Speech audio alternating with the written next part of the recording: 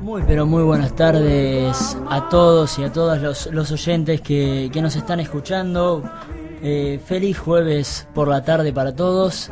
Saludamos acá al organizador de todo esto, a Leo Ortiz, como siempre. Agradecemos por supuesto a Radio La Posta, y acá estamos haciendo este programa Flor del Seibo, recuperando nuestra identidad con mi amigo Facundo Filomeno. ¿Qué tal, Facundo? Buenas tardes. Hola Martín, un gusto saludarte en este nuevo programa de Flor del Seibo. Tratando de pasar una linda tarde, compartiendo un poco de información con quienes nos están acompañando desde el otro lado. Así es, mencionamos los temas que vamos a estar tocando hoy, como lo hacemos al inicio de cada programa. Por un lado estaremos comentando este viaje del intendente de Pergamino y de 8 municipios más del norte de la provincia de Buenos Aires a Estados Unidos a ver, no sabemos qué, todavía no sabemos cuál fue su agenda ni cuáles fueron los temas que se tocaron, pero sí sabemos que fueron por un tema de agrícola, por un tema agropecuario, a la región de St. Louis en Estados Unidos. Estaremos analizando un poco este tema.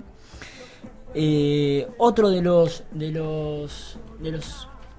grandes informes que se estuvieron dando y divulgando en estas últimas semanas fue el trabajo del INTA, que se titula Plaguicidas en el Ambiente, publicado entre otros profesionales por Virginia Aparicio. Estaremos mencionando también y analizando un poco este trabajo. También tuvimos la grata sorpresa de que el legislador Fernando Pino Solanas ha realizado este documental que se denomina Viaje a los Pueblos Fumigados. Ya había sido presentado este documental en otra región, en otro país, y ya tenemos la suerte de que fue presentado ya en Argentina, y estaremos también viendo cuál fue la repercusión que tuvo la presentación de este documental por parte de una persona que ya viene tratando este tema de hace años, que lo viene haciendo Pino Solana, el tema ambiental, pero diríamos que por primera vez da este puntapié inicial estrictamente en el tema agroquímicos y en el tema agropecuario. Por otra parte, también estaremos, como solemos también hacer, con 2 entrevistados en vía telefónica. Uno es el ingeniero agrónomo Fernando Frank, de la Secretaría de Agricultura Familiar, y la otra persona es Guni Cañas, miembro de la Asamblea por el Agua Pura de Mendoza y también participante de la UAC, que la UAC es la Unión de Asambleas Ciudadanas. Nos estarán contando, por un lado, Fernando Frank, lo que está aconteciendo, que ya lo mencionábamos la semana pasada, con agricultura familiar, lo que está pasando, los despidos que está viendo, cómo se está llevando a cabo esta tarea, cuáles son las medidas que están tomando aquellas personas que están luchando en cierta parte para que paren esta serie de despidos, e incluso hasta para que se reintegren aquellos trabajadores despedidos. Y por su parte, Guni Cañas es mendocina.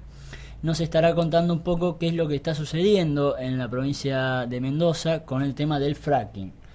Esta manera de extraer combustible mediante un mecanismo no convencional, como así se lo denomina. Y Guni Cañas nos estará comentando sobre la situación de Mendoza con respecto a esta temática. Ya vamos recibiendo algunos mensajes a nuestros números de teléfono, al WhatsApp. Pasame un tema de la nueva luna, pide Maximiliano Aranive. Vamos a ver si, no sé hoy, pero si en algún momento, en algún otro programa, le damos ese gusto. Gracias, Maximiliano, por escribirnos. Te mandamos un gran saludo. Y recordamos, Martín, ¿te parece? Los números de teléfono a los cuales pueden comunicarse para hacer alguna pregunta, para hacer algún saludo o alguna crítica. Cómo no, así es. Y en parte también agradecer a aquellos que se toman el trabajo de escribirnos.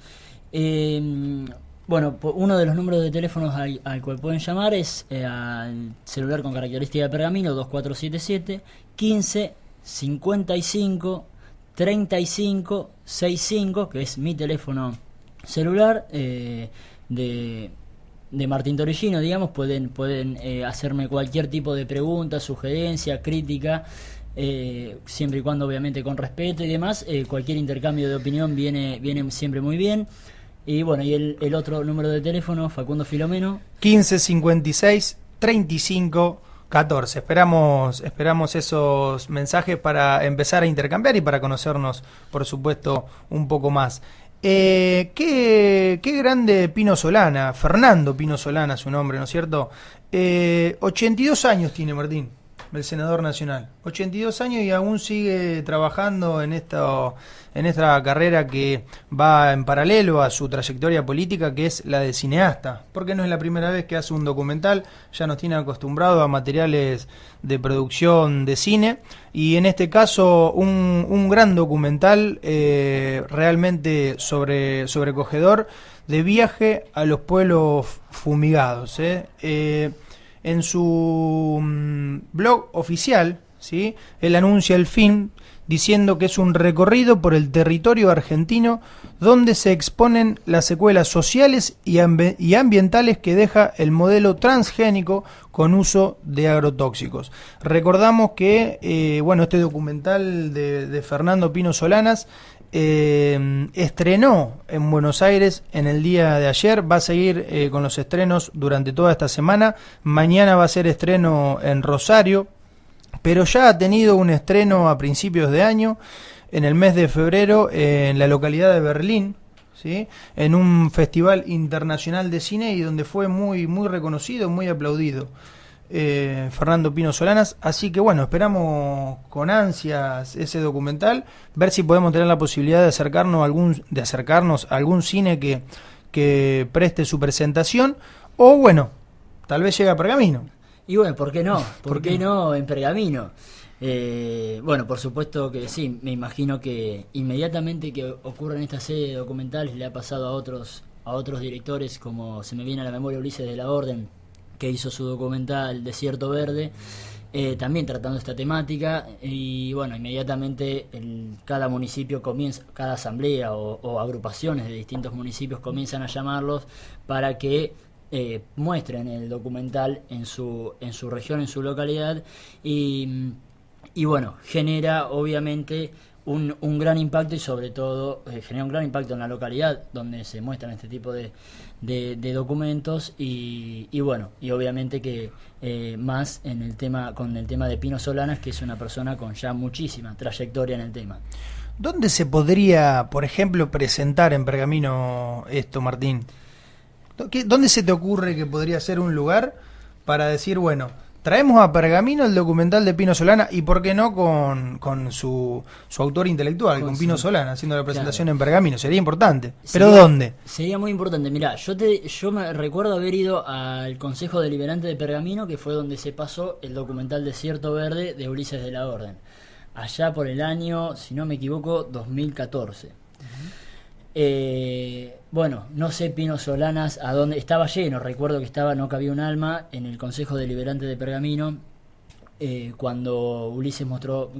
También vino el director, en esta ocasión también vino el director Ulises de la Orden a presentarlo él, por medio de la Asamblea por la Vida, la Salud y el Ambiente, que fue quien convocó al director. Ahora, Pino Solanas obviamente va a superar, creo yo, el público, y sobre todo que en estos últimos 3 años, 4, esta temática se visibilizó muchísimo. Bueno, gran parte de eso también lo tiene en Pergamino la Asamblea por la Vida, que bueno, ha hecho tantas actividades para visibilizar esta temática en nuestra región, que siempre, bueno, al ser una región núcleo, una región modelo, era un tema casi tabú en nuestra comunidad hablar sobre agroquímicos o sobre transgénicos. Pero si me preguntás, respondiendo o intentando responder a tu pregunta de dónde podría venir Pino Solana, mi respuesta, la verdad que no la tengo formada en este momento. Deberían ser varias presentaciones en el cine de Pergamino, por ejemplo. Sí, podríamos, digamos, empezar a a pensar si en algún momento nos da el espacio para traerlo a Pino Solana, teniendo en cuenta que son documentales muy importantes para tomar conciencia acerca de lo que está sucediendo en nuestro territorio, y que sea un senador nacional, creo que da otro tipo de legitimidad, otro tipo de respaldo, ¿no es cierto? Ya no son los mal llamados, ¿no?, por algún sector, los ambientalistas borrachos, como supo decir Lino Barañao en una exposición, sino que, bueno, es Fernando Pino Solana, senador nacional, con su trayectoria política que lo ha caracterizado, quien denuncia este tipo de situaciones que se viven en estos territorios, que por ahí quedan un poco más alejados, y además que no tienen la suerte, ¿no?, como tienen los Estados Unidos, que un intendente municipal junto a otros intendentes, llevado por una organización tal vez no con fin de lucro, pero tal vez con algún interés en términos ideológicos, a estos lugares, ¿no? Si van a Estados Unidos, como vamos a trabajar la siguiente noticia, recordamos que Pino Solanas ya habría denunciado hace 2 años haberse hecho un estudio en Mar del Plata. En Mar del Plata hay un laboratorio que te analiza, te hace un laboratorio de sangre para ver la presencia o no de plaguicidas en el organismo, te lo hace en forma gratuita. Pino Solanas accedió y habría denunciado ya hace 2 años tener presencia de plaguicidas, de pesticidas en sangre y además de glifosato en orina. Se preocupó mucho y ahí aparentemente empezó a trabajar al respecto. Le hicieron una nota el otro día en uno de los noticieros en qué momento trabajó y dijo, bueno, no podría decir cuánto tiempo me llevó esto porque lo hice en mi tiempo libre. Fue como una especie ahí de hobby que se tomó. Muchísimas gracias, agradecemos a Fernando Pino Solanas por este material y esperamos poder tener la suerte de verlo y de compartirlo. Así contábamos entonces, el intendente Martínez, nuestro flamante intendente municipal, viajó a Estados Unidos para capacitarse sobre agro.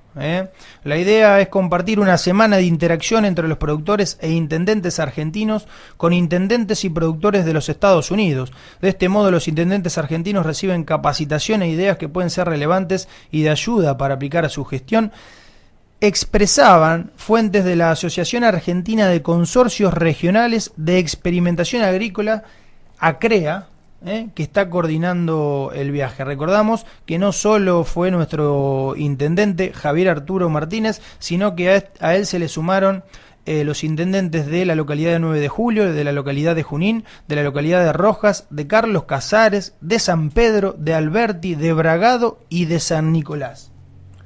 Bueno, se ve que una linda gira están teniendo estos 9 funcionarios. Independientemente, todavía no tengo el material, no disponemos del material de hacia por qué fue esa visita, qué fue lo que se dio en esa visita y demás. Pero déjame hacer un breve análisis.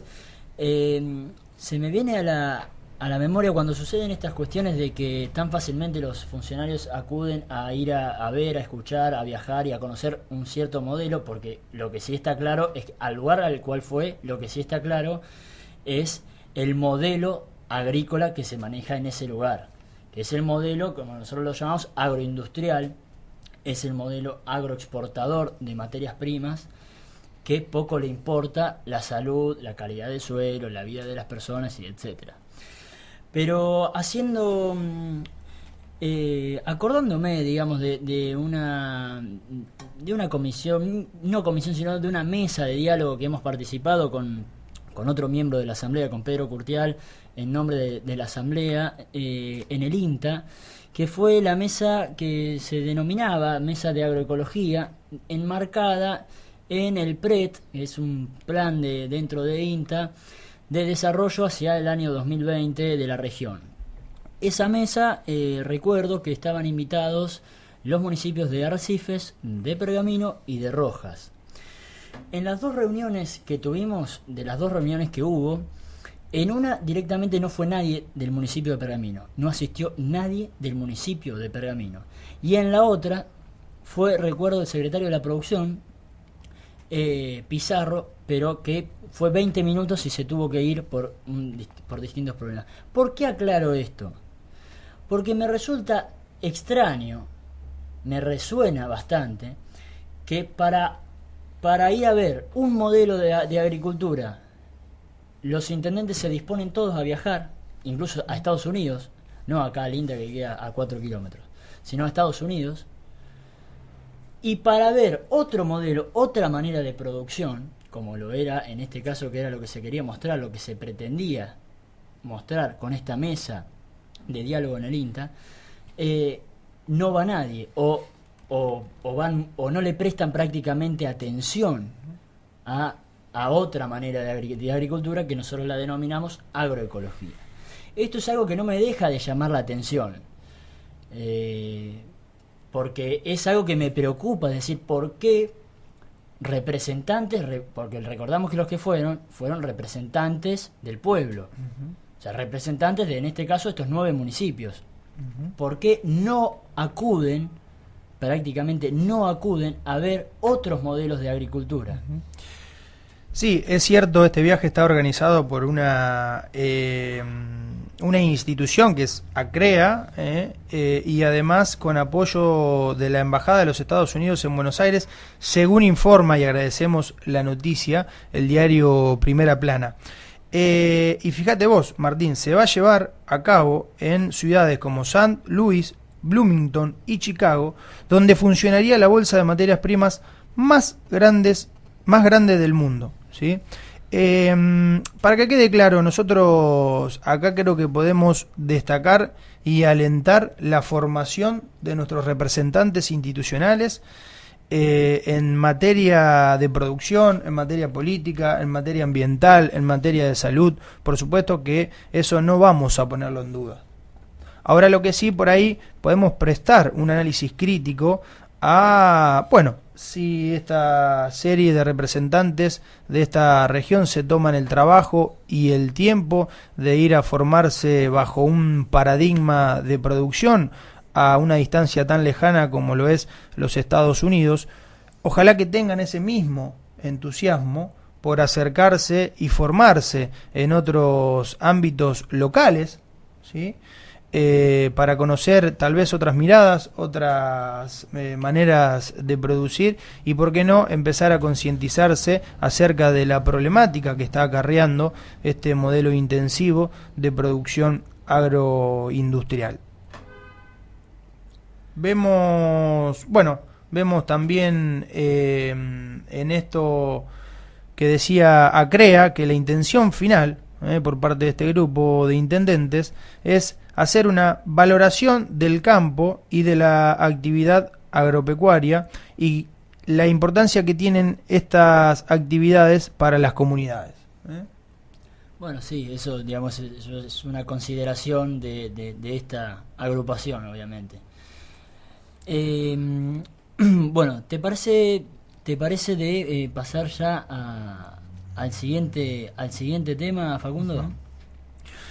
Vamos a pasar al siguiente tema, Martín. Es una noticia que nos llega un poco tarde, creo yo, porque es sobre un estudio que se publica en el año 2017 por parte de investigadores del INTA, pero que se empieza a divulgar un poco más tarde. De hecho, nosotros la semana pasada recién tuvimos acceso a este material. No quiere decir que antes de eso no estaría disponible. La verdad que nosotros no nos habíamos enterado, ni nosotros ni algunas agrupaciones a las cuales nos acercamos para tener un poco de información. Es acerca de un libro que publica 3 investigadores del INTA, que se llama Plaguicidas en el ambiente. Son disertaciones de investigadores y profesionales especializados en gestión ambiental, ecotoxicológica, bioremedicación, leyes ambientales, salud y regulaciones del uso de plaguicidas. La verdad que es un trabajo muy completo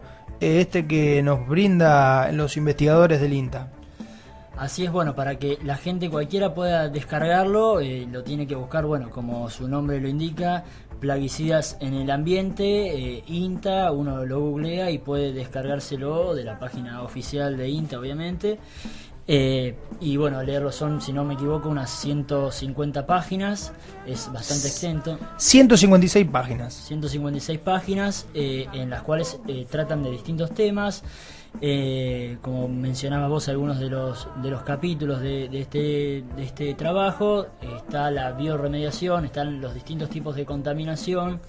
Está un capítulo referido especialmente a la salud, que seguramente vos con todo el equipo que formás de la Universidad de Rosario tendrás mucho que ver, y también un capítulo referido a la agroecología, y se está mencionando ahí en ese trabajo al ingeniero Raúl Pérez, que trabaja en agroecología, al ingeniero Martín Zamora, que también trabaja en ello, en un módulo de INTA de Barrow, y bueno, y ahí están a las claras expuesto que es posible otra manera de producir, no solamente que es posible, sino que en ese mismo trabajo está expuesto que es menos riesgoso y en algunos casos más rentable que producir de manera convencional, es decir, con agroquímicos y con transgénicos.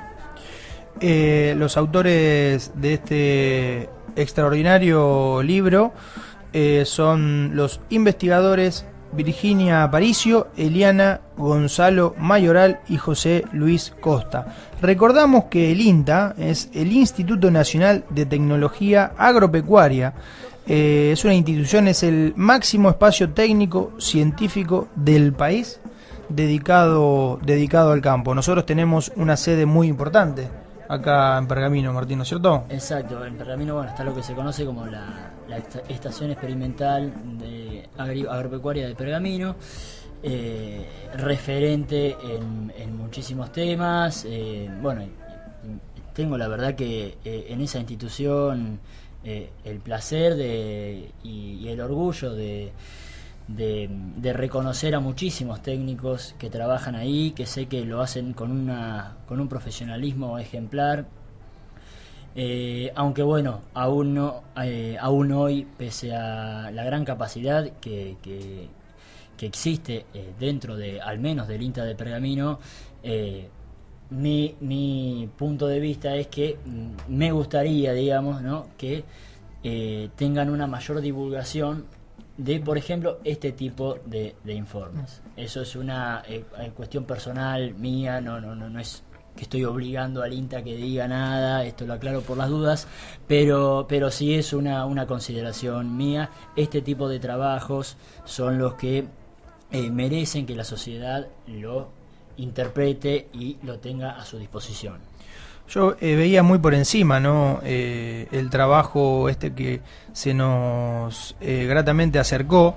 Ya lo vamos a leer con mayor profundidad y es realmente interesante la información que comparten, desde estudios científicos avalados, ¿no?, respaldados por esta institución del INTA, que evidencia la contaminación de aguas subterráneas, contaminación de aguas superficiales, contaminación de peces, ¿sí?, peces que en sus fibras musculares, en su bilis, ¿sí?, la bilis es la secreción que tenemos del hígado. Bueno, analizaron la bilis no de nosotros sino de peces y encontraban distinta cantidad en distintas concentraciones de plaguicidas. Realmente preocupante. Bueno, no solo obviamente de agua, también de aire, de tierra y demás, para que nosotros vayamos también tomando conciencia de la carga química que contiene el ambiente en el cual transitamos nuestro ciclo vital, ¿no? Y yo pienso, ¿cómo creer que el ambiente cargado de química no va a generar un impacto en la salud de los seres humanos? Ya con decir que nuestro organismo es el 70% de agua, y estamos en constante intercambio con nuestro entorno, que es justamente el medio en el que habitamos, ¿cómo esa química no va a llegar a nosotros? Bueno, creer que esa química no va a llegar a nosotros es un sesgo muy, muy preocupante y peligroso a la vez, porque a veces después es tarde para revertir los efectos que esto genera. Otra de las cosas importantes que proponía este libro era la estimulación de laboratorios que empiecen a trabajar sobre la detección de esta química en los organismos. Eso es importante porque hoy los laboratorios se rigen bajo algunos conceptos o algunos criterios, incluso el médico cuando ordena un laboratorio, y en ninguno de ellos aparece la detección de cierto plaguicida en sangre o de cierto plaguicida en orina. Y un poco es empezar a fomentar que los laboratorios empiecen a incluir en su agenda de trabajo la detección de plaguicida. Fíjate vos qué interesante sería si nuestro hospital, el hospital de Pergamino, tendría la tecnología necesaria, suficiente en su laboratorio, para empezar a detectar la carga química de todas aquellas personas que llegan con un problema de salud, sea agudo o sea crónico, y se evalúe en ese sentido.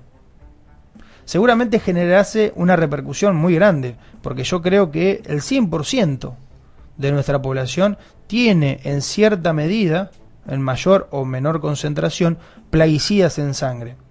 Obviamente, esto lo expresaba Martín muy bien Sergio Daniel Berseñasi, que es el padre del médico tan reconocido, de Damián Berseñasi, que trabaja en la Facultad de Ciencias Médicas de la Universidad Nacional de Rosario.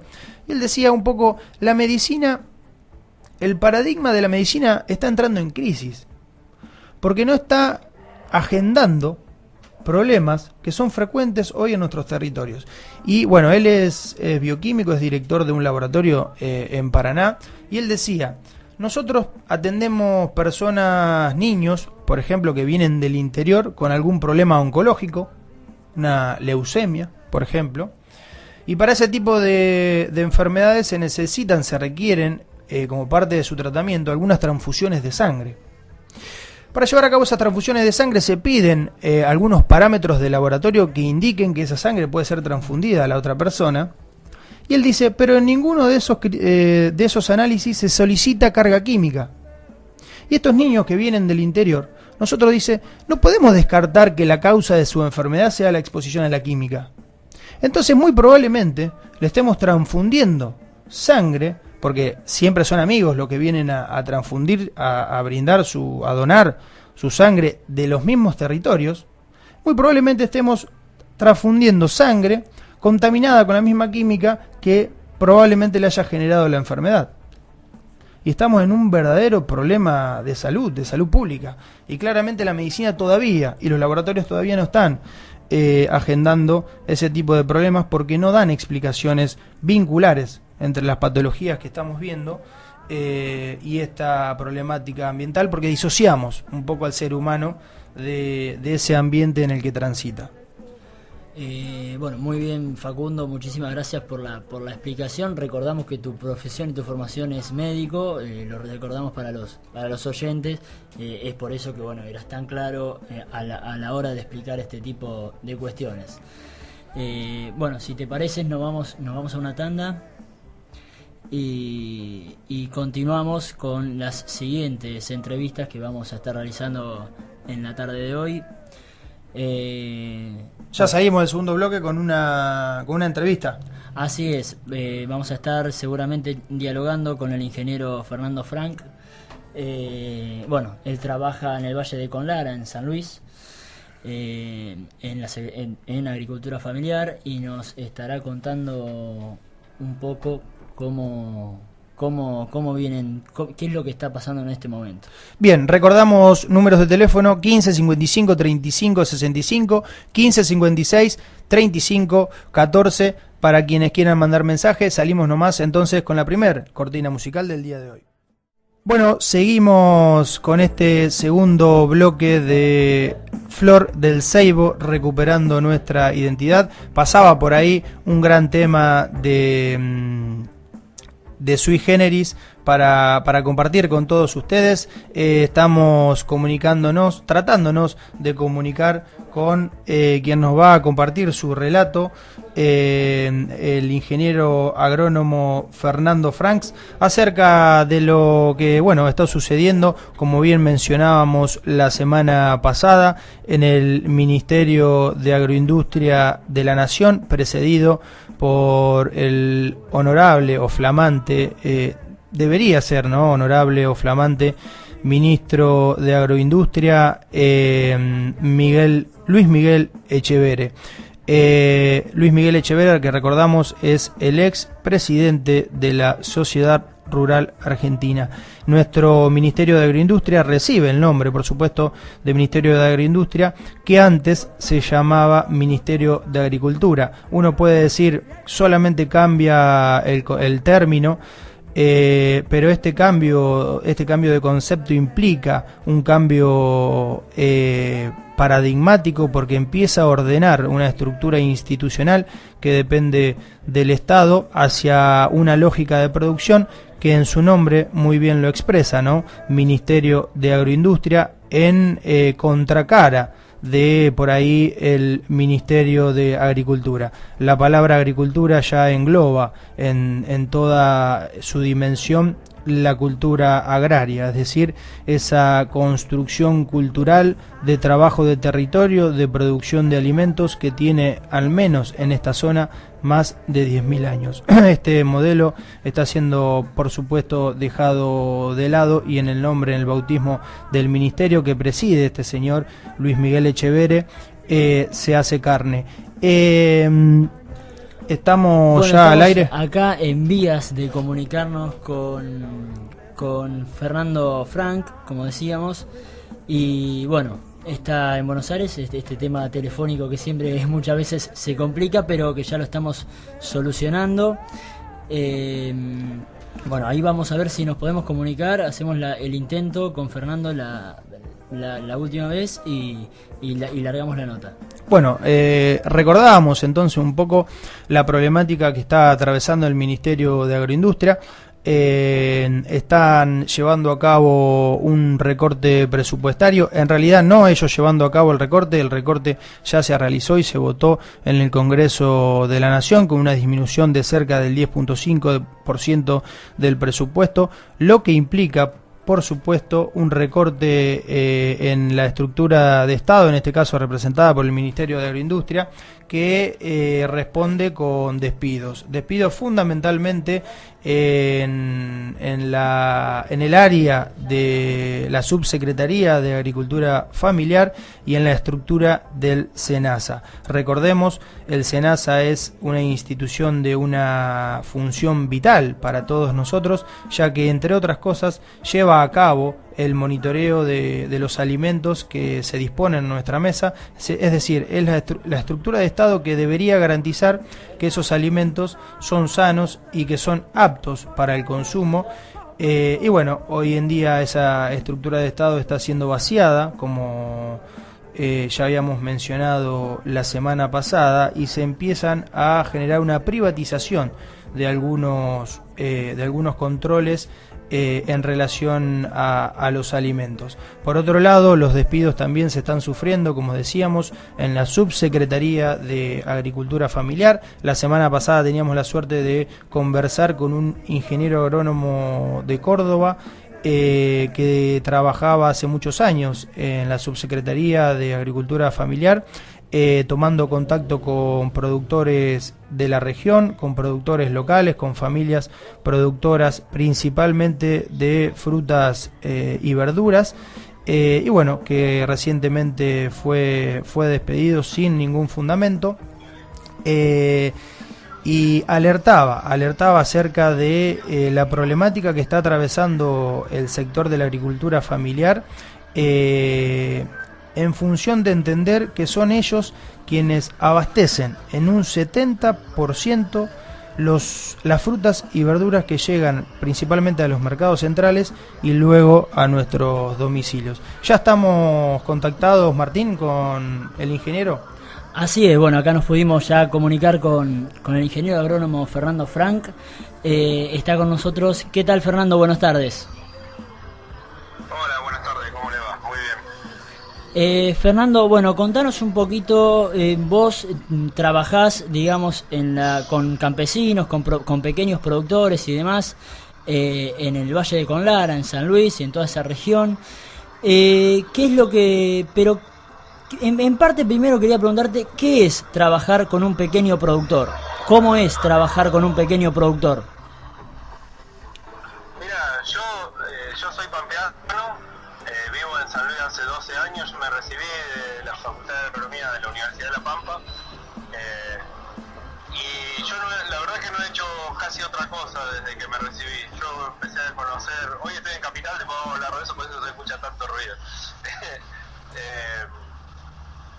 Mira, yo conocí las organizaciones campesinas de pequeños productores indígenas y me enamoré y logré unirme a una organización y es lo que hago desde que me recibí. Ahora estoy incursionando un poco en la docencia, pero es lo que hago, digamos. Es una cosa súper reconfortante y de aprendizaje constante, digamos. Así es, Fernando. Y bueno, para ya entrar un poco en lo que lamentablemente atañe a nuestros días, ¿qué es lo que está pasando con el Ministerio de Agroindustria, con la Secretaría de Agricultura Familiar y demás? ¿Qué es lo que está ocurriendo en estos momentos? Mira, hoy estamos en una movilización bastante multitudinaria en el Ministerio de Agroindustria y en el SENASA estuvimos con trabajadores de la Secretaría de Agricultura Familiar, donde trabajo yo desde hace 9 años y medio, y con compañeros de las oficinas de agroindustria y de INTA y de SENASA, ¿no? Las situaciones que hay en lo que es la Secretaría de Agricultura Familiar, 150 despidos de la semana pasada, de un total de 1.300 trabajadores que somos, trabajadores y trabajadoras, sin motivo, no lo han dicho. Nosotros tenemos una audiencia, pero sí se les ha escapado a algunos de los funcionarios provinciales. Hay casos de persecución política, hay casos de frenar alguna línea de trabajo. En todos los casos, digamos, te repito, no se dijo por qué, pero de ninguna manera son trabajadores que la opinión pública los tilda de ñoquis. Son compañeros y compañeras trabajadores comprometidos con los territorios en los que están, esto todas las provincias del país. Y lo decía uno de los oradores hoy del acto, tanto que la boca hablando de las economías regionales, una de las pocas políticas que tiene el Estado Nacional a cuentagotas, que es la Secretaría de Agricultura Familiar, la están diezmando, literalmente. Claro, qué contradicción que se genera cuando uno dice, bueno, recuperemos o mejoremos, por así decirlo, las economías regionales y cuánta importancia que tiene esta secretaría, y no solo la importancia sería mantenerla, sino hasta aumentar su personal. Pero yendo al punto que mencionabas vos de las economías regionales, Fernando, ¿cuál es en particular, digamos, para que la gente lo entienda, sobre todo para que lo entienda gente que quizás no trabaja en el campo, no sabe lo que es una comunidad de productores y demás, cuál es la importancia que tiene que los pequeños y medianos productores de estas regiones puedan seguir teniendo el asesoramiento y la asistencia de técnicos como ustedes de la Secretaría? Sí, está buena la pregunta. Cuando se formularon las primeras políticas dirigidas al campesinado, a los pequeños productores en los 90, era una política asistencialista de apoyar a la pobreza y subsidiarle el consumo. Bueno, hay muchas políticas de esa época que persisten. Desde hace unos cuantos años, unos 10 años ya explícitamente, desde la conformante del Programa Social Agropecuario, la Secretaría de Agricultura Familiar, y está la ley del 2014 de reparación histórica de la agricultura familiar, lo dice con claridad: el trabajo de la política pública para favorecer el arraigo rural, que la familia que viene viviendo hace 4 generaciones en un territorio, en su comunidad, con sus lazos, que la familia que elige seguir en el campo.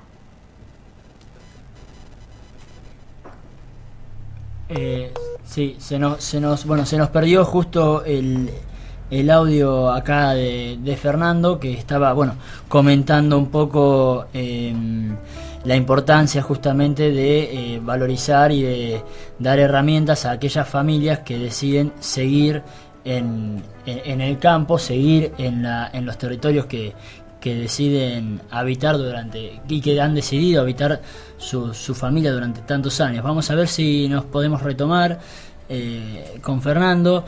De todas maneras, es muy claro muy alentador en parte que haya tanta gente reunida ahora en Buenos Aires.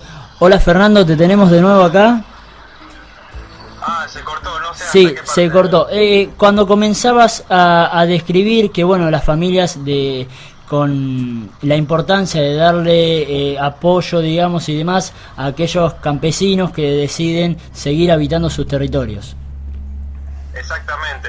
Hay una cantidad de líneas de trabajo que no tienen que ver con el trabajo específico sobre la producción, sino con el trabajo del acceso a derechos. Se ha trabajado mucho en situaciones de conflicto por la tierra, en casos de abandono del Estado en cuanto a salud pública o al agua potable o a los caminos. Estamos hablando muchas veces de parajes metidos en la montaña, perdidos en una salina, en un desierto, lejano no solo de las capitales, sino de los pueblos más chicos del interior. Nosotros decimos hay como un cuarto círculo de interior. Cuando a veces se dice el interior, es capaz que se habla de la ciudad de Córdoba. Un paraje rural debe estar en un cuarto círculo, que vendría a ser la capital federal, y el segundo serían las capitales de provincia, el tercero serían los pueblos del interior, que muchas veces les cuesta acceder a derechos, y a veces los parajes están a 40 minutos, 1 hora o 2 horas de ese pueblito chiquito.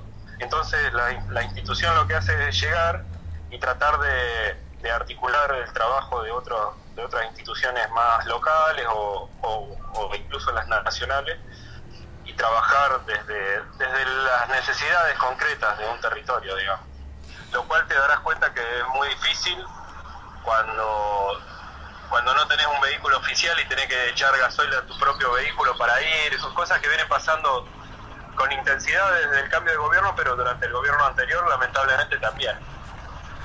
Hola Fernando, Facundo Filomeno te saluda. Te quería hacer una pregunta. Con este vaciamiento que está sufriendo la Subsecretaría de Agricultura Familiar y bueno, entendiendo la importancia que tiene, digamos, la parte técnica que ustedes brindaban en la articulación con esas personas que producen en los territorios, cuando digamos se generan este tipo de despidos, ¿quién cumple esa función? Es decir, ¿en qué situación están quedando esas familias que en parte se asesoraban técnicamente con ustedes? Bueno, justo lo perdimos a Fernando. Era extraordinaria la pregunta, ¿no? De decir, ¿en manos de quién queda y en manos de quiénes quedan esos pequeños productores que eran asesorados justamente por los técnicos de la Secretaría de Agricultura Familiar? Claro, porque es cierto, y creo que esto hay que contextualizarlo. Hoy se analiza la política de Estado en términos presupuestarios, es decir, estamos atravesando una lógica de ahorro, y en donde nos instalan en la opinión pública que este ahorro es vital para seguir siendo un país con crecimiento económico y sincerizando en algún sentido nuestra economía. Pero lo cierto es que ese recorte de presupuesto deja algunas consecuencias, como por ejemplo que estas familias que son quienes se esfuerzan para producir los alimentos que llegan a nuestras mesas, quedan un poco huérfanas, un poco desprovistas de esta asistencia técnica que es brindada por la Secretaría de Agricultura Familiar. Así es. Bueno, en ese sentido, digamos, lo que resta es reclamar por el reintegro de estas personas, y no solo por el reintegro, sino que porque se expanda la Secretaría de Agricultura Familiar en este caso, porque son pequeños productores los que están siendo afectados, pequeños campesinos que viven, como lo explicaba Fernando, ¿no? Porque estamos acostumbrados en nuestra zona, cuando uno dice productor, a imaginarse un tipo con determinado estatus, en un determinado vehículo, que la maquinaria que utiliza es muy sofisticada, pero en el caso de los pequeños productores del cuarto interior, como le decía Fernando, productores que están a horas quizás de un camino de ruta, de asfalto, la realidad es completamente otra. Y que tengan un asesoramiento, que tengan un cuidado de la salud, es decir, un acercamiento de los profesionales de la salud cuando tienen un problema y demás, es muy importante para que se mantengan y se conserven aquellos agricultores y personas campesinas que desean seguir viviendo en sus territorios. Es por eso que, bueno, ya no sabemos de qué argumento más dar y brindar para que, por favor, se vuelvan atrás este tipo de medidas que se están tomando. Ahora, Martín, fíjate qué delicado que es en la situación que nos encontramos, porque circula un poco en la opinión pública un desmerecimiento a las protestas, a las movilizaciones, a las marchas por reclamos de la índole que fuera el reclamo. Y es cierto, por un lado, que puede generar algún disconfort, que una protesta que por ahí no te sienta representada o no te identifiques con esa protesta pueda molestarte en algún sentido, lo digo en términos generales, ¿no? En la población general. Pero fíjate vos qué importante que podamos acompañar conscientemente a esta protesta que se está desarrollando en estos momentos, en donde lo que se pide es simplemente el reintegro de estos trabajadores que además, que a través de su reintegro se reintegran esas familias que son asesoradas en términos técnicos por quienes hoy fueron despedidos. En el SENASA también se están generando, a partir de distintas agrupaciones obreras, se están organizando protestas. Recordamos, el SENASA depende directamente también del Ministerio de Agroindustria. Y qué importante que se empiece a generar una conciencia en este tipo de protestas que buscan reivindicar algunos derechos, y qué importancia tiene el rol de los medios de difusión a la hora de generar una idea en el sentido popular.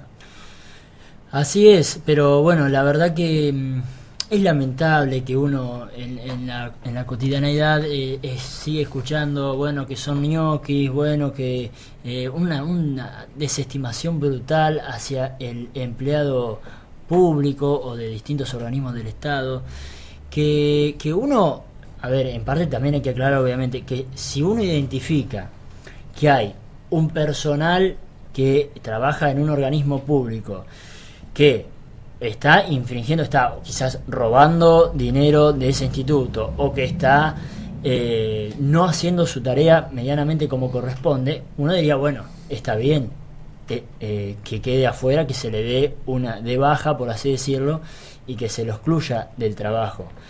Pero en este caso, estos despidos en masa no son por ineficiencia de los trabajadores y trabajadoras, son por una mera política y una decisión política que se decide terminar, en este caso, con parte de los técnicos de la Secretaría de Agricultura Familiar. Sí, hay una estigmatización general de la protesta en la cual ya se pierde el sentido común, se pierde el juicio crítico y todo lo que es protesta se deslegitima. Fíjate vos, primero fueron los docentes, después fueron los empleados de banco, después fueron los jubilados, van a venir ahora por supuesto los productores, van a venir del sector salud también, porque recordamos, está en agenda de Estado la implementación de una nueva política en salud, que es la cobertura única en salud, la CUS, tremendamente polémica, que ya vamos a tener el espacio para trabajarla.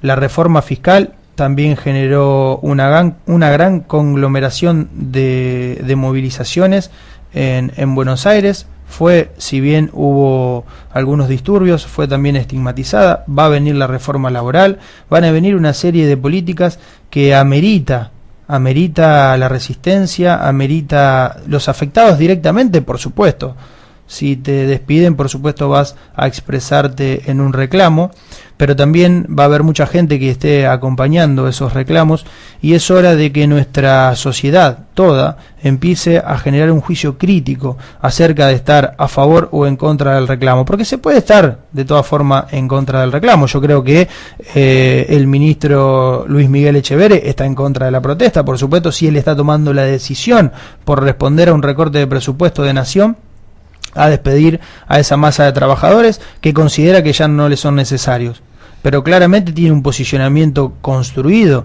de por qué lo está despidiendo y va a estar en contra. Entonces, si estamos a favor o estamos en contra, que sea a partir de un análisis de situación y de un conocimiento de causa, porque es muy penoso, es muy lamentable ver cómo entre nosotros por ahí tenemos algún tipo de discusión, algún tipo de injuria por algunas protestas que son totalmente legítimas y que por ahí se tergiversan por los medios de comunicación que responden a un interés que no son justamente los intereses por los cuales esa masa se empieza a movilizar. Esto se empieza a replicar y creo que van a venir tiempos de mucha movilización, de mucha resistencia en distintos ámbitos. Creo que hay muchos que se desentienden de esto por algún temor, por algún miedo. Ojalá que eso se empiece a quitar y se empiece a consolidar la lucha por defender estas estructuras tan importantes que son justamente las estructuras del Estado. Bueno, lamentablemente no pudimos terminar con la nota a nuestro ingeniero del día de hoy, que era Fernando Frank, pero bueno, vamos a irnos a la pausa con un tema de música. Martín, nos vamos a tratar de comunicar con nuestra siguiente entrevistada, que es Guni Cañas, para trabajar sobre otra problemática que tiene que ver, todo tiene que ver con todo, dice el dicho, ¿no? Pero vamos a saltar un poco este ámbito del modelo productivo, de la agricultura familiar, y vamos a meternos en otra problemática de producción, que es la producción de petróleo no convencional, el hidrofracking. Así es. Bueno, antes que nada déjame mandarle desde acá mis saludos a Fernando Frank, que bueno, si bien no nos pudimos despedir en forma directa y no pudo seguir comentándonos, seguramente no va a faltar oportunidad. Un gran saludo desde acá, lo considero un compañero de lucha, un hermano. En el caso de Fernando, bueno, yo lo conocí a él en un posgrado que realicé el año pasado. Aclaro esto para que la gente lo tenga en cuenta. Y la lucha de Fernando y la de tantos otros compañeros que trabajan en institutos como puede ser el INTA, como puede ser el Ministerio de Agroindustria y demás, es tan grande que es por eso que uno al seguir escuchando que cierto sector dice que son ñoquis, es por eso que a uno lo enoja tanto, ¿no? Porque yo sé perfectamente lo que trabajan y, como decía recién el ingeniero, lo que ponen del bolsillo muchas veces para trabajar ellos. Bueno, nada más quería aclarar eso. Y bueno, como vos decías, está bien, nos retiramos y nos vamos a una tanda y para tratar el último tema de la jornada de hoy. 15 55 35 65 son y 15 56 35 14 son los números de teléfono a los cuales esperamos saludos, mensajes, críticas, preguntas, y nos vamos nomás con nuestro gran compañero acá de trabajo, Leo Ortiz, con su tema de música. Seguimos acá con nuestro tercer bloque de Flor del Seibo, recuperando nuestra identidad en esta tarde de jueves. Nos estamos estirando un poco más del horario que nos han asignado en Radio La Posta. Por suerte, quienes trabajan en forma conjunta para sostener este espacio nos permiten ese atributo. Vamos a terminar con una nota a una mujer integrante de una agrupación que trabaja un poco la problemática del agua en Mendoza, para poner especial énfasis y el foco en una problemática que creemos importante de nuestro modelo de producción que es el fracking. ¿Sí? Recordamos que el fracking es una estrategia que se ha generado, una herramienta de producción de petróleo no convencional. Nosotros, los yacimientos de petróleos que se encuentran en un determinado territorio se encuentran en dos formas: petróleo convencional, que es cuando se forman las trampas de petróleo y se perfora el suelo y directamente se extrae el petróleo, y el no convencional, que es el gas y petróleo que se encuentra distribuido en la roca, y para que ese petróleo pueda ser extraído se realiza la maniobra de hidrofracking, que es la fractura hidráulica por presión de agua con química de la roca, para ahí sí por retropulsión sacar el petróleo no convencional que se encuentra distribuido en la roca. Es un poco una maniobra que busca acelerar un proceso natural por el cual se hubiese generado la trampa de petróleo y contribuir al petróleo convencional. Estamos en línea, Martín, con nuestra entrevistada. Así es, estamos con Guni Cañas. Ella es miembro de la Asamblea por el Agua Pura de Mendoza y también participa en la UAC, que es la Unión de Asambleas Ciudadanas. Está con nosotros Guni Cañas. ¿Nos podés escuchar? ¿Qué tal, Guni? Buenas tardes. Ahora lo escucho muy bien, en este momento. Bueno, buenas tardes a todas y todos. Un gusto grande de establecer contacto con Pergamino, con la Flor del Ceibo. Un gusto grande de poder estar en comunicación, uniendo lucha y como decían bien hace un rato ustedes, todo tiene que ver con todo. Yo siempre reivindico nuestro rol de ambientalista, que los ambientalistas somos las y los ambientalistas, y esto yo se le voy a robar la palabra que ellos nos quieren, tratar de que esa sea una mala palabra, y para mí es la palabra, porque para mí ambientalismo significa poder unir todo con todos.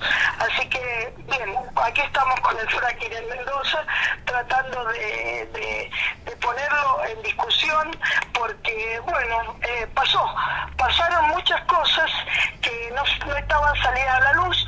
Por eso agradezco mucho la comunicación desde un medio amigo que nos da la voz y nos permite dar nuestros fundamentos. Guni, ¿cuáles son, diríamos, los argumentos que se pone para hacer este tipo de extracción? El argumento es que nos estamos quedando sin petróleo, que va a ser la solución energética, como siempre, y que por supuesto le va a traer rentabilidad a la provincia, y que por supuesto va a traer desarrollo y progreso, que es el viejo adagio con el que todas las industrias extractivas, digamos, o extracciones, digamos, esto ya son directamente actividades extractivas, entran con todas el mismo discurso. Vamos a traer progreso, vamos a traer trabajo, vamos a traer empleo, bueno, y todas estas cosas que en realidad después sabemos cómo terminan, porque forman parte del mismo combo extractivo. Y bueno, Mendoza, hay que recordarle a la audiencia que es una provincia petrolera. De hecho, yo vivo en Luján de Cuyo, donde está una de las destilerías, donde ya el petróleo convencional, digamos, la extracción común de petróleo ya ha provocado gran desalinización de terrenos. Precisamente en el lugar donde yo vivo, acá cerca, se producen, escuchamos, porque tenemos compañeras que todos tenemos algún amigo petrolero, cosas así, de la gran cantidad de derrames que se producen de petróleo convencional. No queremos saber qué pasaría si el fracking se institucionalizara y se largara toda la carrera esta por el fracking acá en Mendoza. Así es. Bueno, ¿y cómo están en este momento movilizados ustedes? Mira, te voy a contar un poquito, voy a contextualizar a la gente que nos está escuchando de Buenos Aires. En realidad es así. Nosotros venimos luchando en las asambleas socioambientales hace rato. Veíamos que el fracking entró con la ley de hidrocarburos en el 2014, que habilitó todo tipo de negociados con los hidrocarburos, desde hacer cualquier tipo de extracción hasta, si sobra, poder exportarlo. Calculen que eso nos coloca en un rol de país exportador, y al descubrir todas estas reservas de Vaca Muerta y ser una de las grandes potencias del petróleo y gas no convencional, bueno, nos colocó en esa carrera. Digamos que esta es una aposta que se largaron de un gobierno a otro. ¿Qué pasa? En Mendoza empezó así. Nos enteramos en agosto del año pasado, agosto de 2017, la extracción hicieron una prueba piloto sin declaración de impacto ambiental. Esto es muy importante decirlo. Ya hay una primera ilegalidad por parte del gobierno hacer una semejante actividad sin declaración de impacto ambiental. Ellos dicen que eran 4, nosotros decimos que son 5. La directora de Protección Ambiental en la audiencia pública que se hizo el 28, esto no es una cosa de chiste, lo hicieron el 28 de diciembre, la audiencia pública, en que se pretendía largar a preguntarle a la gente qué opinaba de la reglamentación del fracking. Y por supuesto, estaban todos ellos, habían liberado la zona a los petroleros para que fueran, porque justamente se hizo a 400 kilómetros de la ciudad de Mendoza, en donde está la actividad extractiva, en donde es el corazón de Vaca Muerta, acá en Mendoza. Bueno, y ahí, por supuesto, el gobierno empezó a tergiversar, que todos habíamos estado muy de acuerdo, que salimos aplaudiendo. Yo que estuve en esa audiencia pública, escuché decir primero el primer lapsus de la directora de Protección Ambiental diciendo que nosotros insistíamos que habían sido 5 pozos lo que habían extraído, y ella salió diciendo 4, así se le escapó. Digo, vieron un psicólogo ahí. La cuestión es que entre las muchas cosas no se hizo línea de base porque nunca hubo declaración de impacto ambiental, y por otro lado, los freatímetros, que son para medir los niveles de contaminación del agua, fueron instalados 3 o 4 meses después. Esto para que vean el nivel de ilegalidad en que está actuando el gobierno. Concomitantemente, nosotros presentamos amparos que nunca han tenido, por supuesto, respuesta todavía. Y como si todo esto fuera poco, muy envalentonado nuestro gobernador, este año, y muy democráticamente, largó el decreto 248, que tiene casi un mes. En ese decreto 248 salió exactamente la reglamentación para que se produzca el fracking, y como si todo esto fuera poco, hace 10 días se abrieron las licitaciones de las zonas petroleras para licitar, las grandes empresas, por supuesto. ¿Qué pasó? En este interín pasan estos regalos de la Pacha, y se filtró nuestra tarea de asambleístas, de seguir dando charlas, de seguir estando en la calle, estando en los colegios.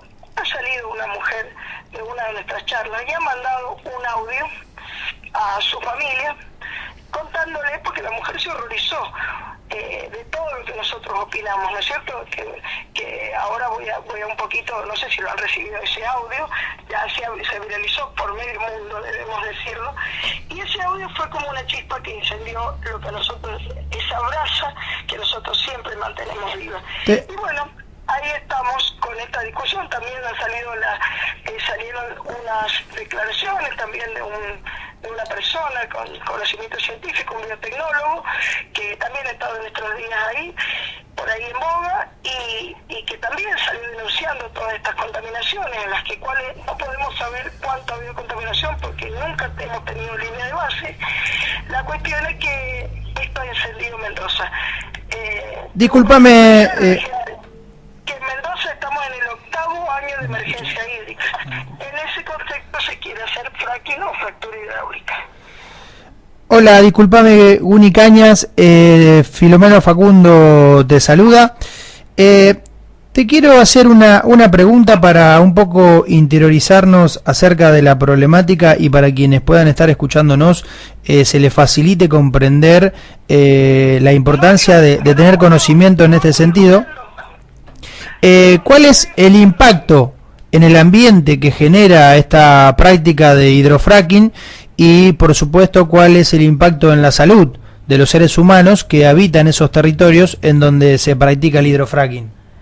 Guni, lo que te preguntaba Facundo Filomeno es si tienen medido, si tienen información de cuál es el impacto al ambiente y a la salud que genera o que podría llegar a generar hacer hidrofracking. Perdón, no estoy escuchando. Ah, bueno. Estoy escuchando mucho. Creo que querrán hablar de que... Bueno, andamos con otro problemita técnico con el tema de las llamadas.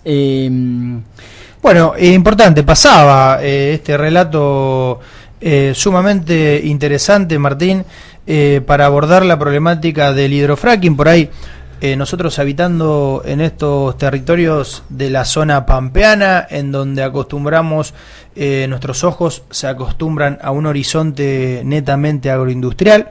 ¿Sí? Nuestra zona, recordamos que el modelo de producción es extractivo porque extrae recursos naturales y no los recompone.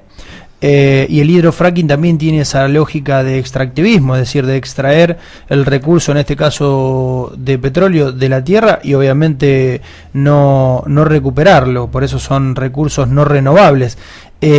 Acá estamos atravesados por el modelo de producción extractiva caracterizado por el modelo agroindustrial, pero este modelo extractivo tiene varias patas y una de esas es la nueva adquisición de petróleo a través del hidrofracking, y como nosotros estamos preocupados acá por la injerencia y el impacto que genera la práctica agroindustrial en nuestro ambiente y en la salud de los seres humanos, en la zona de Mendoza, como en la zona de Neuquén también, donde radican las plantas más grandes de extracción de petróleo de vaca muerta, obviamente están atravesados y preocupados por este tipo de problemáticas.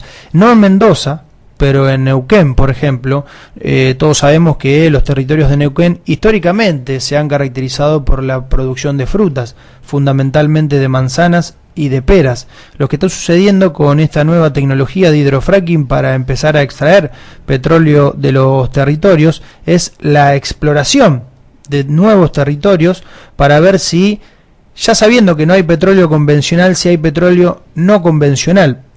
Y en Neuquén lo que está sucediendo es que se han encontrado yacimientos nuevos en zonas que antes trabajaban la producción frutícola, las frutas.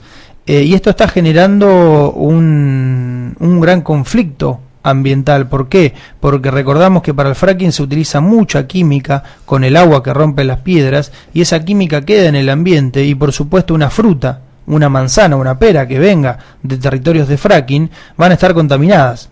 Y fíjate vos que hay lugares en donde se abstienen a la importación de frutas que vengan de zonas que sean producidas en zonas de fracking. Es decir, priorizan la comercialización y el consumo de frutas de zonas libres de fracking. Así es. Bueno, en el caso que te referías vos a Neuquén, vale la pena también, ya justo que estábamos hablando de pinos solanas, hay un documental también del legislador que habla estrictamente sobre el fracking, que se llama La Guerra del Fracking, justamente, digo, para que los oyentes puedan también tener ese material ahí, y muestra también en una de sus capítulos, también esto que estabas mencionando, de la contaminación a los productores de pera principalmente, y de manzana de la zona de Neuquén. Sí, la Argentina es uno de los principales países en producción de pera en cuanto a la cantidad y a la calidad, fundamentalmente. Y fundamentalmente es la calidad la que se ve afectada cuando vos tenés de un lado del alambrado una torre extrayendo gas no convencional, usando una gran cantidad de químicos y demás, y alambrado de por medio tenés una finca, como se suele llamar, de peras que son para el consumo nacional y para la exportación. Y esto es una crisis de territorialidad que se genera, ya que un terreno para extracción de fracking empiezan a aumentar tanto el valor del terreno que los pobres productores no les queda otra que vender sus tierras, porque comienzan a elevarse los alquileres y comienzan a elevarse una cantidad de costos de vida que los pequeños productores tenían, que no les quedan más que vender sus tierras y terminar con su finca.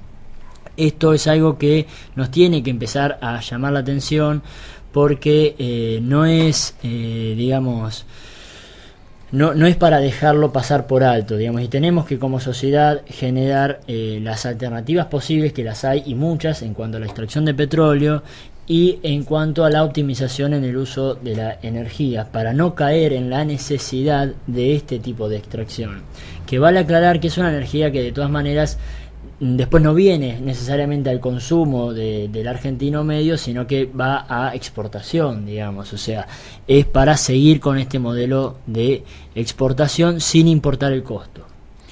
Ahora, parece que es una problemática reciente, moderna, esta del modelo extractivo, pero históricamente nuestros territorios y fundamentalmente nuestro país, la Argentina, se ha sometido a modelos de extracción que beneficien a los grandes imperios, digamos, a los grandes países que controlan la economía mundial, y en estos tiempos no somos la excepción. Y muy bien decía Guni Cañas cuando explicaba se me pasó por alto. Bueno.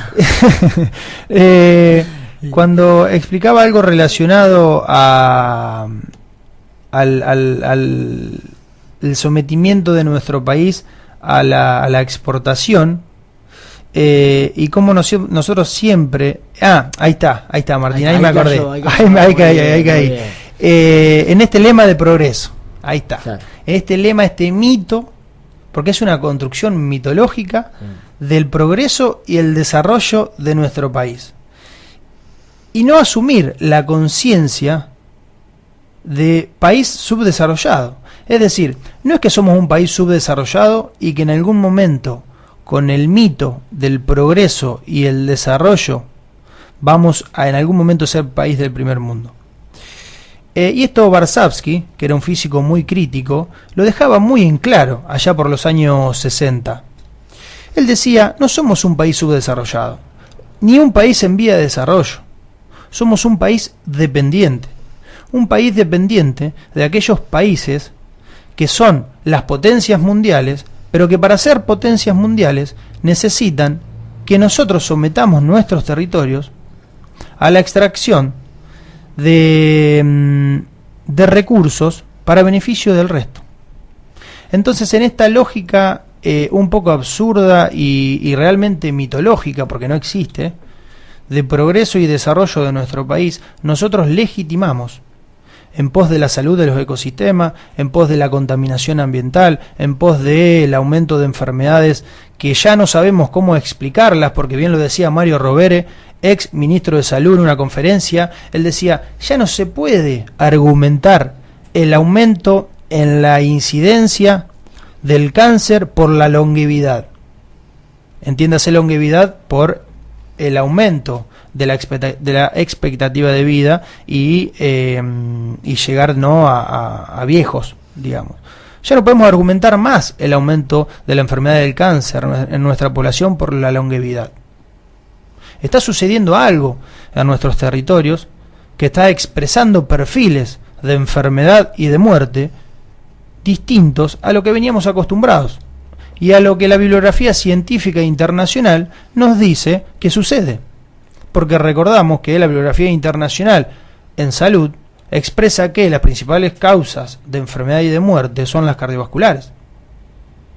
Y fíjate vos que en territorios como los nuestros, ya las enfermedades no cardiovasculares, por supuesto las enfermedades oncológicas, ya empiezan a igualar y en algunas localidades, según los estudios de la Universidad Nacional de Rosario, empiezan a aumentar las causas oncológicas, las cardiovasculares.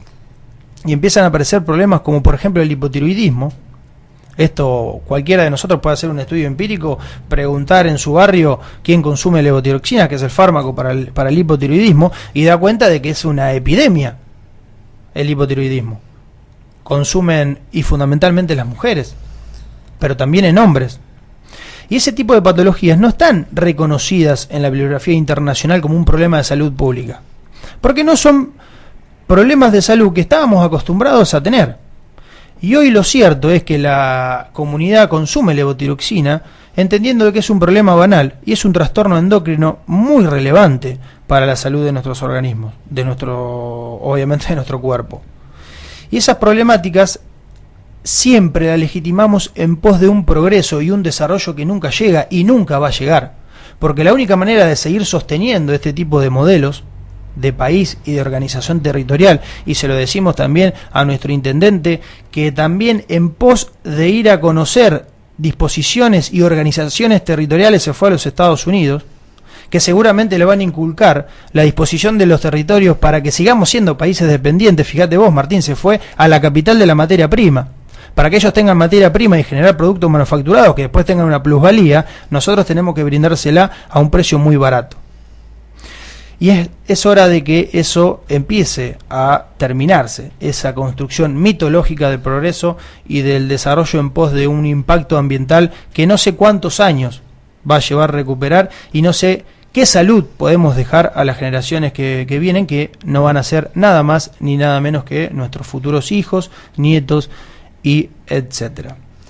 Así es, Facundo. Bueno, le mandamos desde acá un gran saludo a esta gran ambientalista y luchadora mendocina, a Uni Cañas, que sabemos muy bien lo que están realizando y lo que están proponiendo y a lo que se están oponiendo con su grupo allá de la Asamblea por el Agua Pura de Mendoza.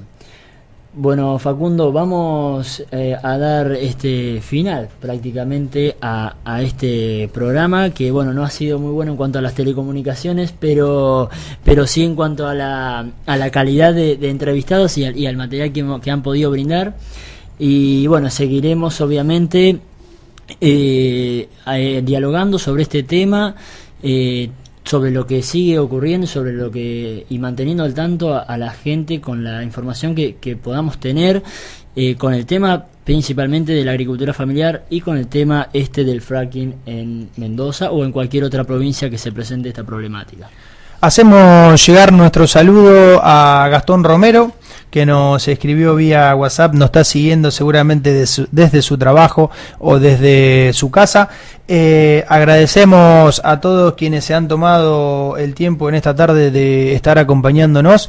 Agradecemos a nuestro programador, a Fabián, a Leo Ortiz, y a su hermano Fabián, que está detrás del sostenimiento de este espacio.